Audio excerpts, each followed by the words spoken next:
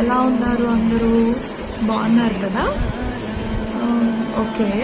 నా ఫ్రెండ్ ఒక అమ్మాయి నన్ను అడిగింది, నిన్ను ఇష్టపడిన వాళ్ళు వదిలేసి వెళ్తే నువ్వు ఎలా ఫీల్ అవుతావు అని అడిగింది.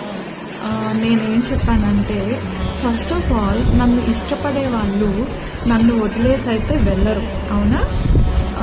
ఎన్ని అవాంతరాలు వచ్చినా, ఎన్ని కష్టాలు వచ్చినా, ఏదైనా కానీ నన్ను ఇష్టపడే వాళ్ళు నాతోనే ఉంటారు.